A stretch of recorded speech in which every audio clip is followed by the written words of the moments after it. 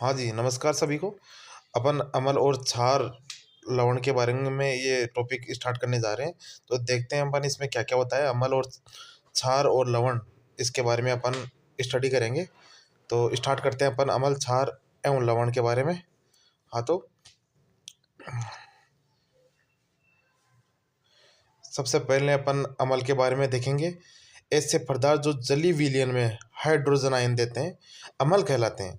ऐसे जो पदार्थ जो जलीय विलयन में हाइड्रोजन आयन देते हैं, उन्हें अमल कहते हैं, जिसमें HCl equal to H plus plus Cl। अब जो अपन देखेंगे अगला टॉपिक, इसमें अम्लों में अमल के प्रकार। अमल हाइड्रोजन आयनों की संख्या की उपस्थिति के आधार पर दो भागों में विभाजित किया गया है। मतलब अमल जो हाइड्रोजन आयन है उनकी उपस्थिति के आधार पर दो भागों में विभाजित किया गया है। पहला है प्रबल अमल और सेकंड है दुर्बल अमल। ठीक है। उसके बाद में अपन देखेंगे कि प्रबल अमल में क्या क्या होता है। तो प्रबल अमल होता है अधिक संख्या में हाइड्रोजन आयन उत्पन्न करने वाले अमल प्रबल अमल कहलाते हैं। जो अधिक संख्या में हाइड्रोजन हाइड्रोजन उत्पन्न करते हैं उन्हें हाइड्रोजन अमल कहते हैं। HCl उदाहरण H2SO4। अब प्रबल अमल का जो पीएच मान है वो 1 से 3 के मध्य होता है। प्रबल अमल है उसका पीएच मान 1 से 3 के मध्य होगा। उसके बाद में अपन देखेंगे दुर्बल अमल सेकंड नंबर पर। उसमें है कम संख्या में हाइड्रोजन उत्पन्न करने वाले अमल दुर्बल अमल कहलाते हैं।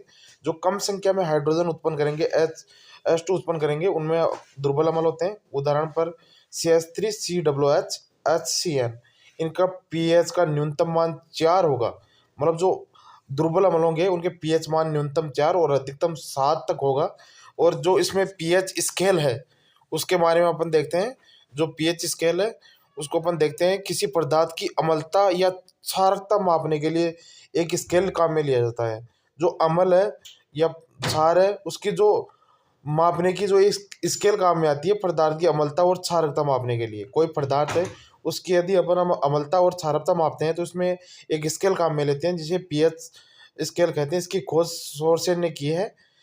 सोर्सेन इसके खोजकर्ता थे। हाइड्रोजन आयनों की सांद्रता के ऋणात्मक लघु गुणक को पीएच कहते हैं। ठीक है। उसके बाद में अपन चलेंगे, यदि पीएच का मान 7 से अधिक हो तो विलयन क्षारीय होगा। यदि पीएच मान है ना वो 7 से अधिक हो तो वो अम्ल होगा, और 0 से 7 तक हो तो उसे विलयन अम्ल होता है। मतलब पीएच का मान 7 से कम होगा वो अम्लीय होगा, और 7 से अधिक होगा उसे क्षारीय बोलते हैं। यानी 0 से 7 तक अम्लीय और 7 से अधिक का जो भी पीएच मान होगा वो क्षारीय होगा। ठीक है। इसमें 7 पर उदासीन होता है। 7 पर जो होगा वो उदासीन होगा। पीएच मान 7 पर। अम्लों के गुण। अम्ल स्वाद में तो खट्टे होते हैं और नीले लिटमस पत्र को लाल कर देते हैं। जो नीला लिटमस पत्र होगा उसको लाल कर देते हैं, और अम्ल स्वाद में खट्टे होते हैं। अम्लों की विलयक क्षमता बहुत अधिक होती है। ठीक है ना। अम्लों की जो विलयक क्षमता होगी वो बहुत अधिक होगी। अम्ल धातुओं से क्रिया करके हाइड्रोजन गैस देते हैं। अम्ल जो क्रिया करेंगे धातुओं से उसमें H2 हाइड्रोजन गैस देंगे। अम्ल क्षार को से क्रिया करके अपने गुणा को खो देता है, अर्थात उदासीन हो जाता है। अम्ल क्षार से क्रिया करेगा। यदि अम्ल और क्षार दोनों क्रिया करेंगे, गुणा होंगे, मल्टीप्लाई होंगे, तो वो उदासीन हो जाएंगे। क्षार क्षार क्या होता है? ऐसे पदार्थ जो जलीय विलयन में हाइड्रोक्सिल आयन देते हैं उन्हें क्षार कहते हैं। हाइड्रोक्सिक अम्ल देगा वो क्षार होगा।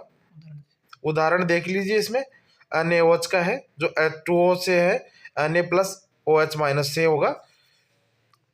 और भी कुछ उदाहरण इनमें देख सकते हैं आप। इसके बाद में अपन देखेंगे क्षार के गुण। क्षार स्वाद में बहुत कड़वे होते हैं। क्षार होंगे वो स्वाद में कड़वे होंगे। और क्षार है ना जो लाल लिटमस पत्र को नीला कर देगा। लाल जो लिटमस पत्र होगा उसको नीला करेगा। क्षार अम्लों से क्रिया करके लवण व जल बनाते हैं। क्षार अम्ल से क्रिया करेगा ना, क्षार और अम्ल अपने आप में क्रिया करेंगे तो लवण और जल का निर्माण करेंगे।